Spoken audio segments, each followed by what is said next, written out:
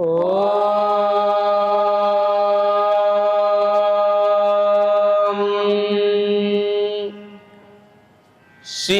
परमात्मने नमः।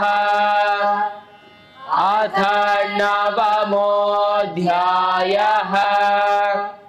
श्रीभगवानुवाच इदं तु ते गुह्यतमं प्रवक्ष्याम्यनसूयवे ज्ञानं विज्ञानसहितं यज्ञात्वा मोक्ष्यसे शुभात्। राजविद्या राजगुह्यं पवित्रमिदमुत्तमम् प्रत्यक्षावगमं धर्म्यं सुसुखं कर्तुमव्ययम्। अश्रद्धधानाः पुरुषाः धर्मस्यास्य परन्तप अप्राप्य मां निवर्तन्ते मृत्युसंसारवर्त्मनि। मया ततमिदं सर्वं जगदव्यक्तमूर्तिना मत्स्थानि सर्वभूतानि न चाहं तेष्वस्थितः न च मत्स्थानि भूतानि पश्य मे योगमैश्वरम्। भूतभृन्न च भूतस्थः ममात्मा भूतभावनः। यथाकाशस्थितो नित्यं वायुः सर्वत्र गोमहान् तथा सर्वाणि भूतानि मत्स्थानीत्युपधारय। सर्वभूतानि कौन्तेय प्रकृतिं यान्ति मामिकाम्।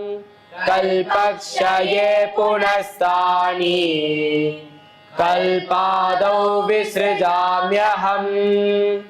प्रकृतिं स्वामवष्टभ्य विसृजामि पुनः पुनः।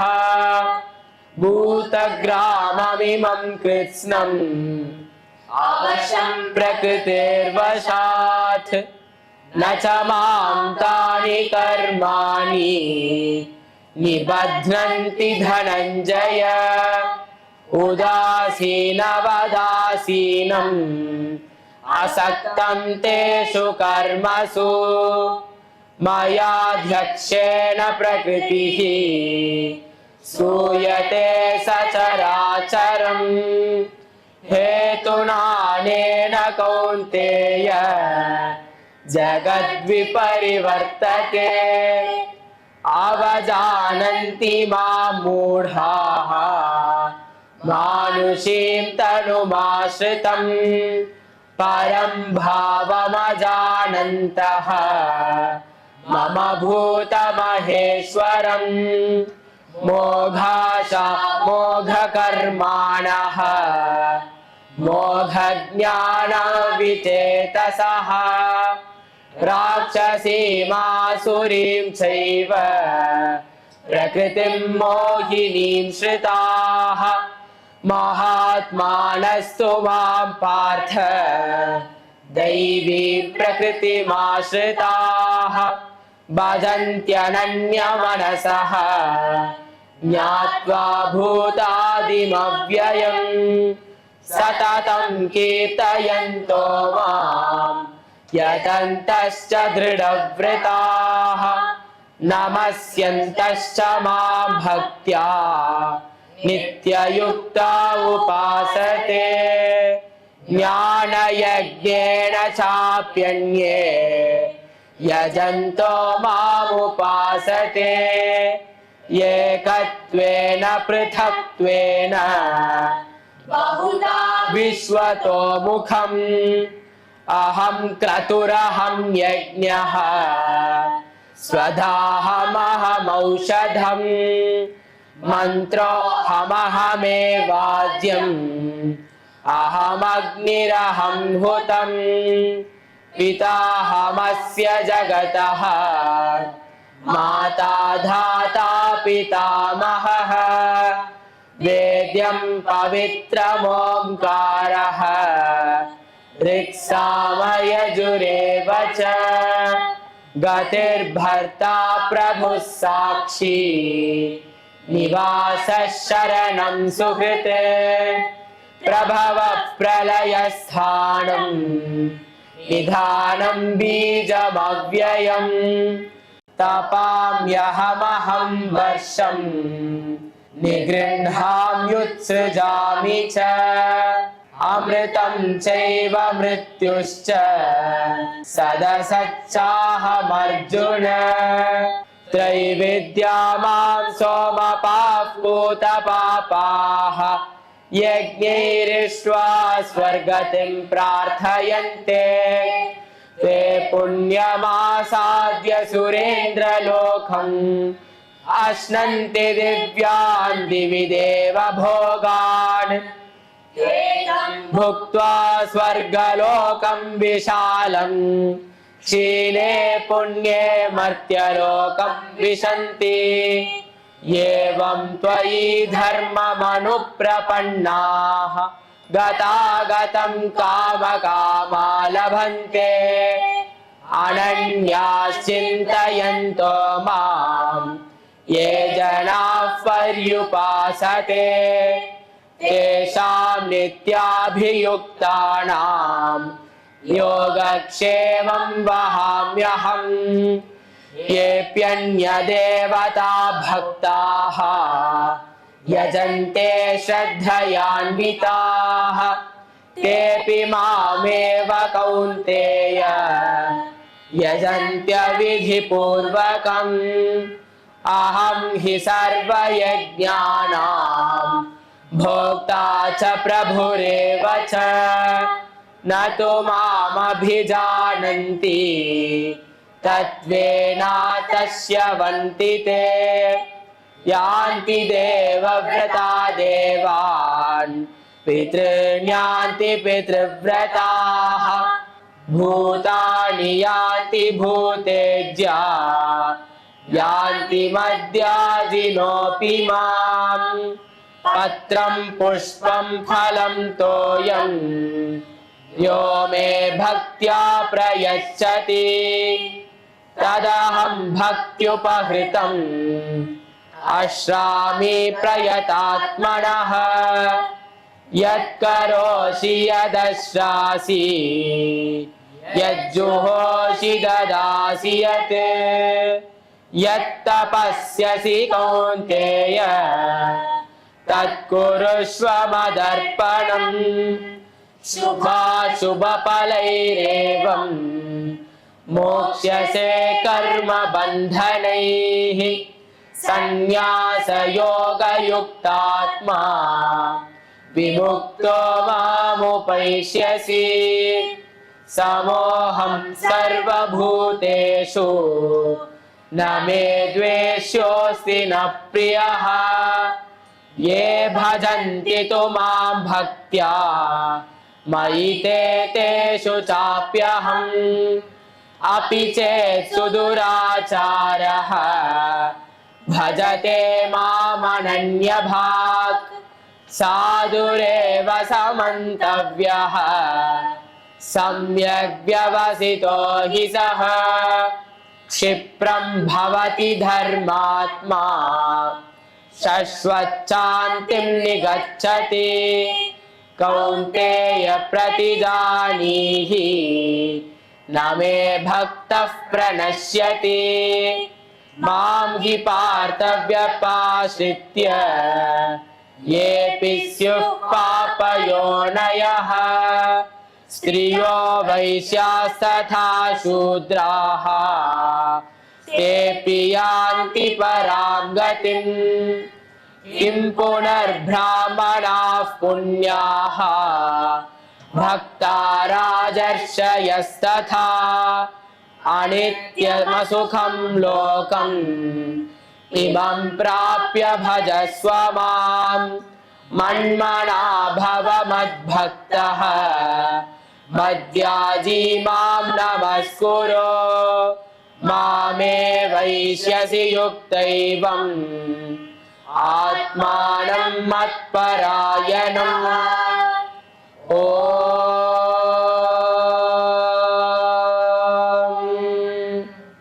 तत्सदिति श्रीमद्भगवद्गीतासु उपनिषत्सु ब्रह्मविद्यायां योगशास्त्रे श्रीकृष्णार्जुन संवादे राजविद्या राजगुह्ययोगो नाम नवमोऽध्यायः।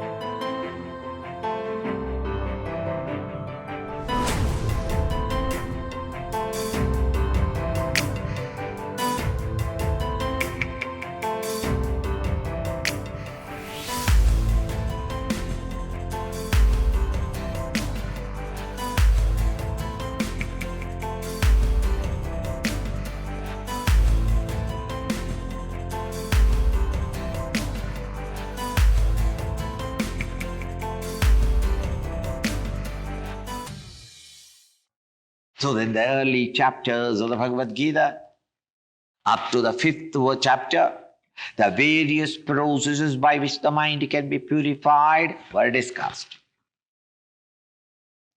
When the mind is thus purified meaning brought to an extent, gathered its attentions from its wanderings and held in abeyance in its own mind, this dynamic state of the mind, where it is not getting fatigued and exhausted, its attention through its dissipation into the world outside, this mind, such a quiet mind, is called a pure heart. In all religion, with that pure mind, how am I to turn my attention towards the higher, towards the soul, towards this spring of life in my bosom, which is the life everywhere present? It is this that they discussed in the 6th chapter as meditation, dhyana yoga. In this 6th chapter, therefore, the teacher was compelled to tell him, quieten the mind. Up to the 5th chapter, how to quieten the mind. Quieten the mind means gather its wandering rays of the mind on itself. With that dynamic mind so quietened, turn its attention towards the higher is called meditation. Now comes a terrible difficulty for the teacher. In every religion, it's common. The student who is an intelligent student, this seems to be quite logical. Mind of mine today is wandering. Yes, a wandering mind has no stability, no strength, no vitality. True. Therefore, gather that mind if it is possible. Then the mind will become more powerful, more dynamic. Possible. Not my mind, but if any mind can do it. You understand? Not my mind, but some mind, if it can do it, I can understand the logic behind. Right. Now with that mind so prepared, turn his attention to the higher. Now the student has said, I shall try. But what is meditation? Meditation is turning the mind's attention towards the higher. What is the higher? Higher is the supreme. What is the supreme? The infinite. What is infinite? Love. What is love? God. What is God? Look, it cannot be explained. Every religion, I am not talking of Hinduism only now, every religion cannot be explained. Naturally, the student says, what are you talking, O teacher? Turn my mind's attention to what? To God. And what is God? Cannot be explained. Then how can I turn my mind towards it? See, the mind can be turned only to a thing that I can conceive. You are saying that turn your attention to God or reality, truth, to consciousness, any word used. The modern fashion is consciousness. It is as vague as God, isn't it? What is consciousness? Hey, consciousness. What is it? Consciousness, you know, the higher consciousness. Exactly like Christian or Islamic or Buddhistic masters are also compelled to say, God. What is God? Hey, God, the Father of what? Huh? You see, God. You really think of it. No scripture can define. It is beyond words. It is a deep experience. Thus, when the students are told, I am talking of a skeptic, intelligent, alert, sincere student. Not one of those idlers who say that I am atheistic. Oh, you're atheistic. Oh, religion is very difficult to follow, therefore I am atheist. That is not it. The intelligent, dynamic entity who is skeptic, who wants confirmation, who wants his intellect to be satisfied before he can pour his energies in that direction. Turning the mind's attention towards the higher is called meditation. Meditation means he describes a state which is beyond all our physical, mental, and intellectual pursuits. He so beautifully works out and gives you a theme that gives you a direction. And he asks the human mind or the student to turn its attention in that direction. That is, all definitions of truth, where a theological concept of God or philosophical concept of truth, that state is never described in words. But the words, the best of the words that describe him are all only pointers. The words by themselves do not describe the truth, but they point towards truth. Something like I pointing out to you the beautiful bird. Look, look, look, look.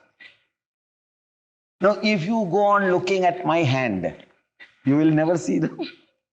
The hand is not touching the bird. Bird is far away.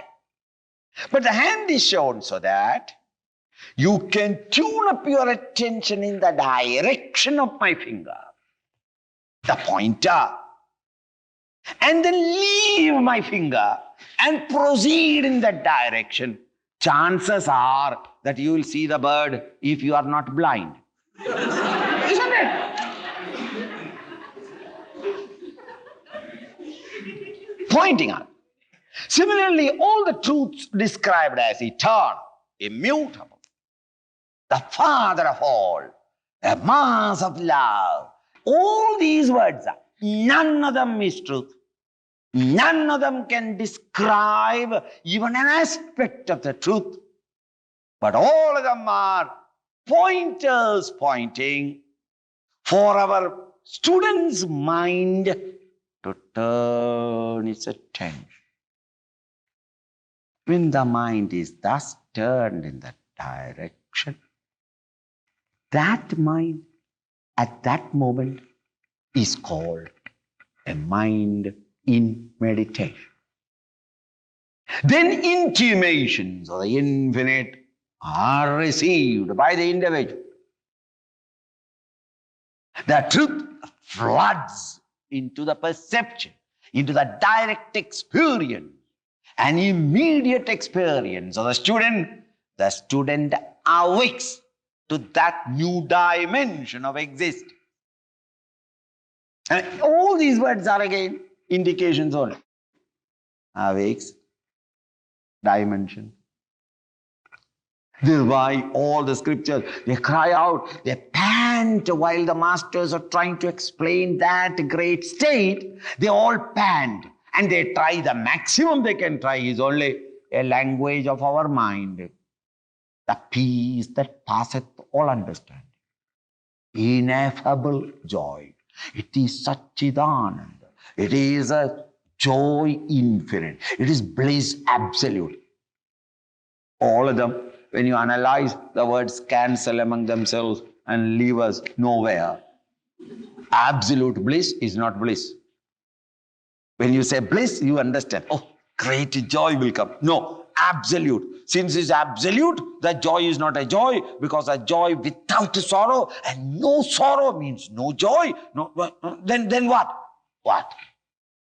There the teacher cannot say, you experience it. Thus, these indications are, and indications given, this is right here, in the presence of the teacher himself.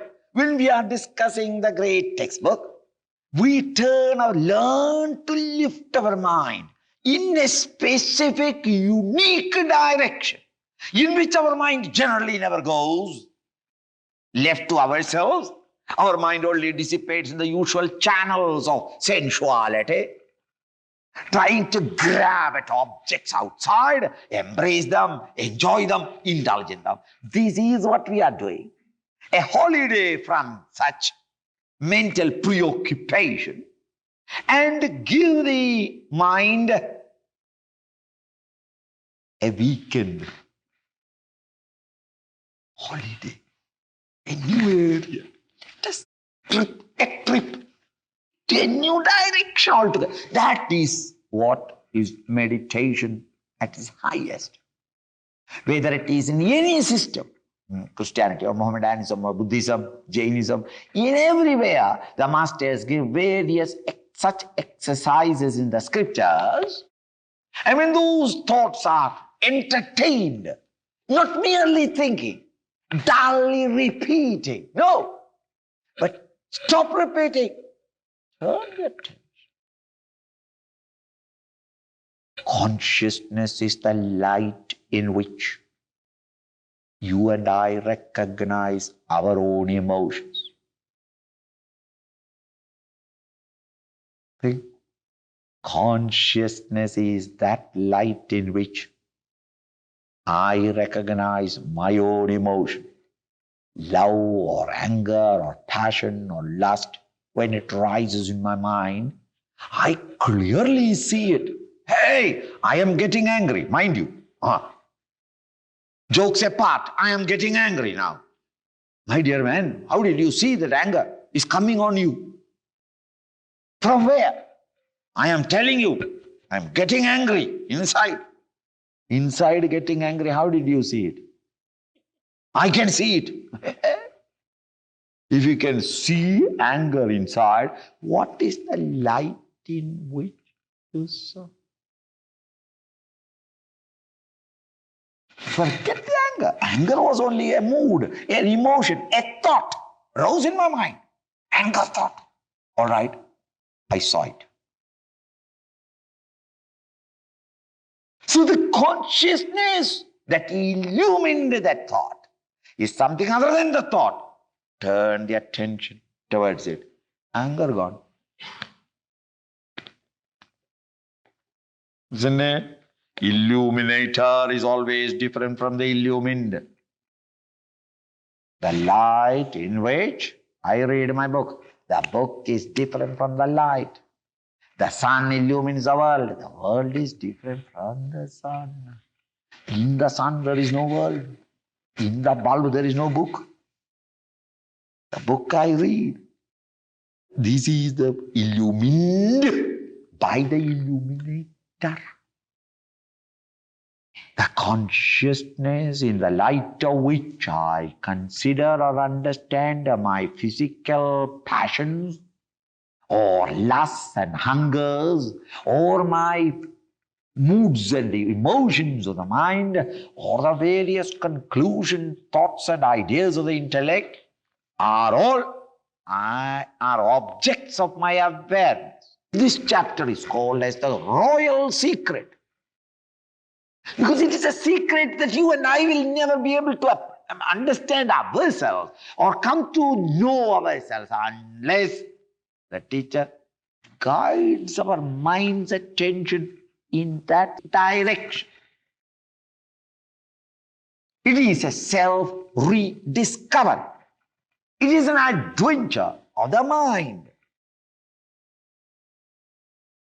Thus, first the teacher in Vedanta advises the student and trains him so that he gains a lot of control over his mind inasmuch as he can with a moment's notice bring the mind available for the deep study.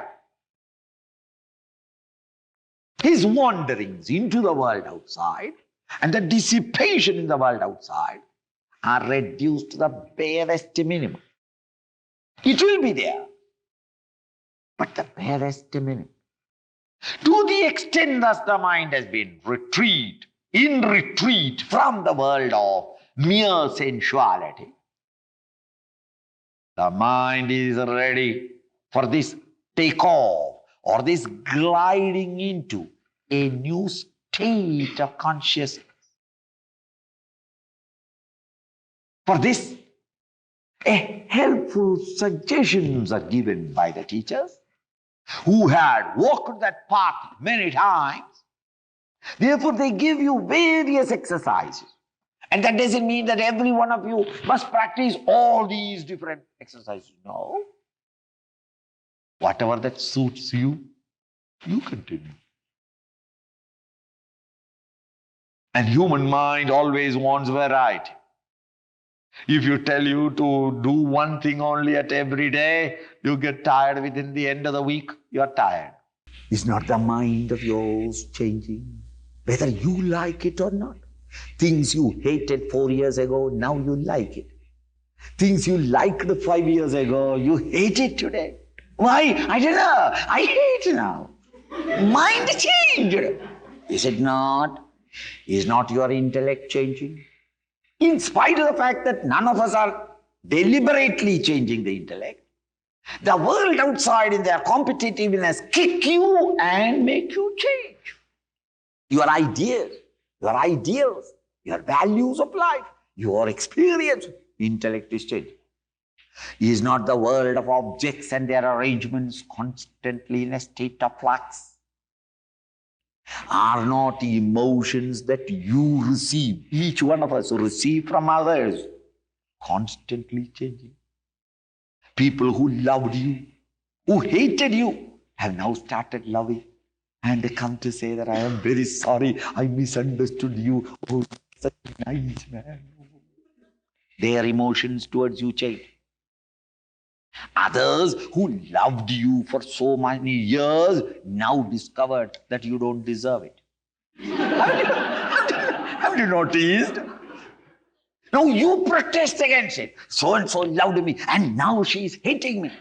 Poor thing. It only her mind changed. Just as your mind changes, she also must be given the democratic right to change. your mind? Are not the thoughts and values of life around you in the society constantly changing?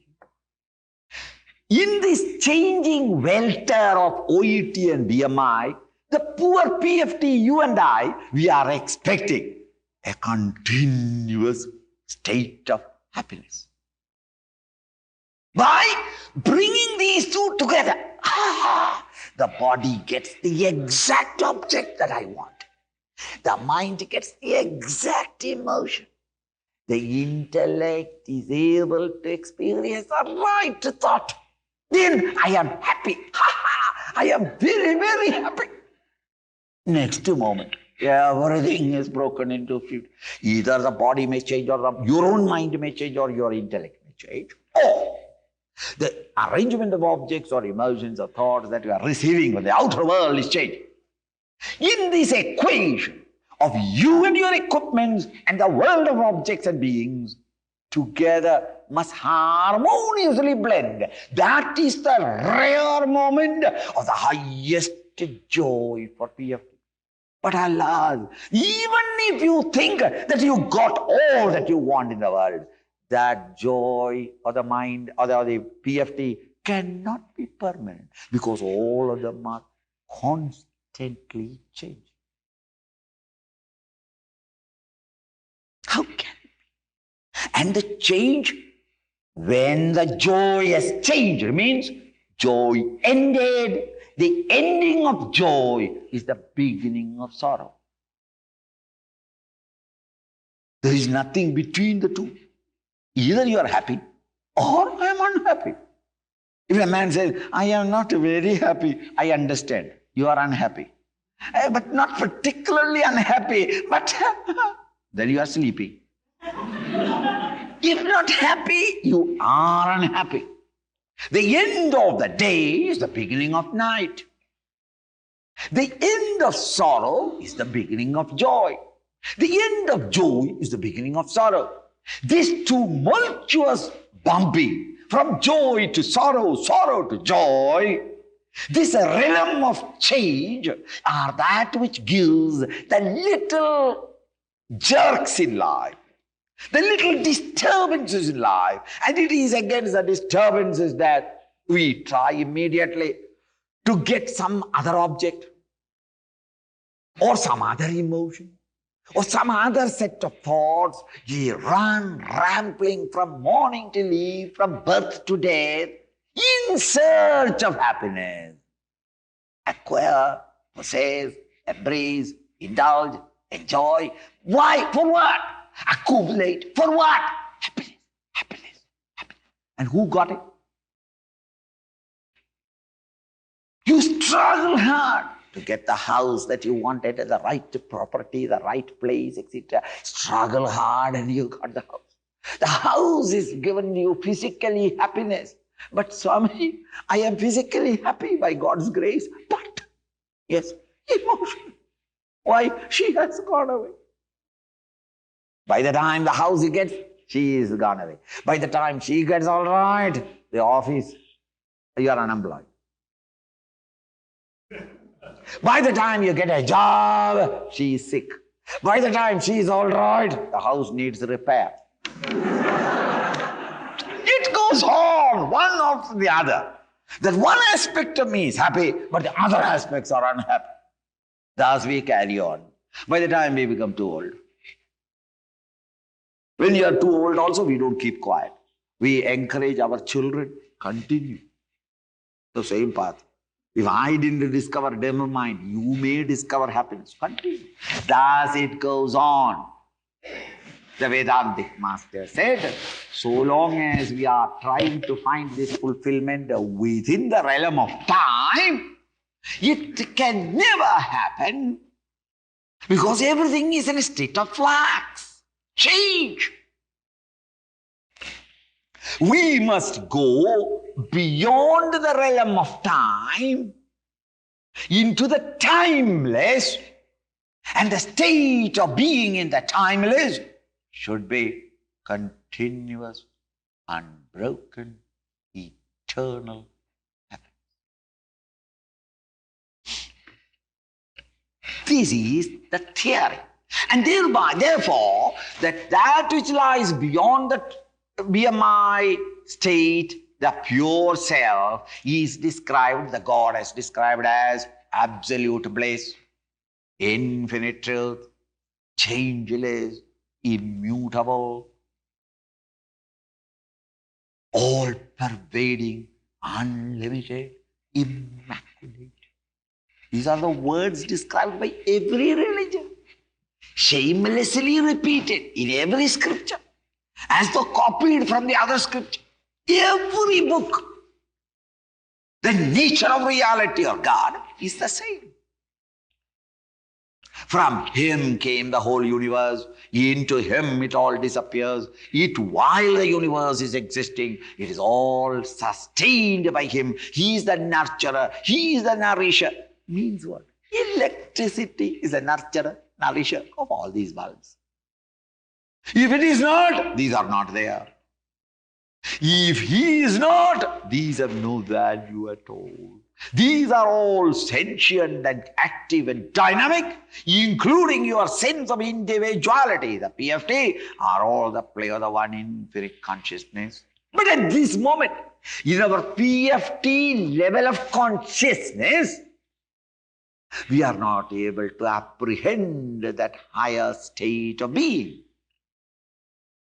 Just as you yourself, while dreaming, as Mr. Dreamer, you suffer the sorrows and joys of the dream world.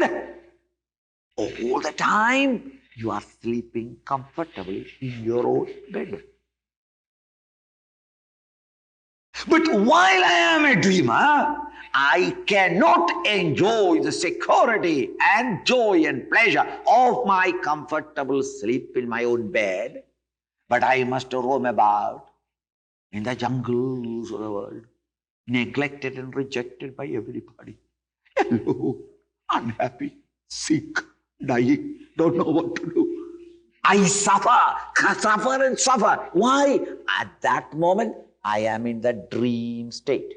As Mr. Dreamer, I am suffering. When the dreamer I wakes up from the dreaming field of experience to a higher plane of waking, I, who was the dreamer, myself rediscovers I am the waker.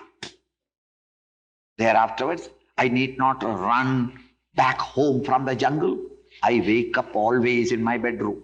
Unfortunate, especially when good, pleasant dreams are there. It is comfortable when it is an unhappy dream that you wake up and see that, oh, I am here in the bed. Okay. But sometimes the dream is so pleasant that when you wake up, you see that you are again back again in my own bed. How pleasant was the dream. If you want to continue in the dream. I, the dreamer, myself becomes the waker. I am the same, but in a lesser plane of consciousness, I played the part of a dreamer. And while I was a dreamer, to me, my dream and the dream experiences were perfectly real. My tears were tears, my sighs were sighs, my joys were joys. When I wake up, I suddenly realize that that joyous world or that miserable world or that tragic world and the tragic man or miserable man or the happy man were all both. Both of them are transcended when I wake up to be the waker. I am the same.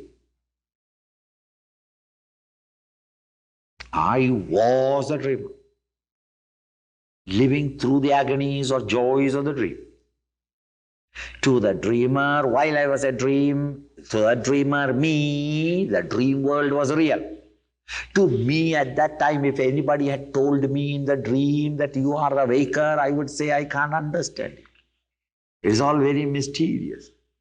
In the waking world, what is there in the waking world? Who is the waker? The waker is the one who is nurturing and nourishing your sorrows now.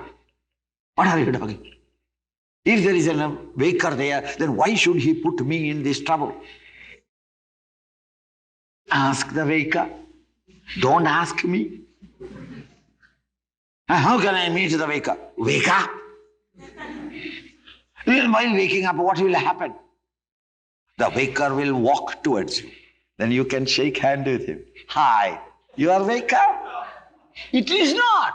When I start contemplating, I the dreamer, start contemplating other waker, the dreamer me disappears into the waker. Think.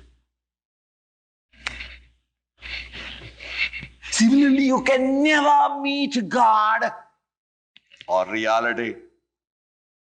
Because when you meet that state of consciousness, the PFT disappears into that state. The waker is not there in the dreamer. The waker and dreamer, both you have disappeared in deep sleep.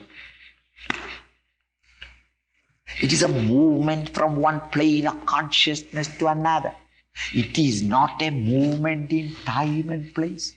Swamiji, in my spiritual pilgrimage, yes, I have been walking the spiritual path. Yes, I am tired of it. Very good. Stop walking. It is not a movement in time and place. It is right here, now. It is a movement from one plane of consciousness to another. It's a gliding as the dreamer glides to awakening, or the waker glides to sleep. Where it is not a question of, I am so long walking to reach sleep. Sleep is not a distant place, a thing that is to happen some other time. It is a state only. Similarly, God realization or self-realization or the spiritual experience is a state of your own consciousness. At the time when this infinite consciousness which is now in you, that state now in you, it is now expressing through the BMI. When we transcend the BMI, we come to awake to that plane of consciousness. This state of pure being is called the final self or the final reality, God by religion, truth or reality by philosophy.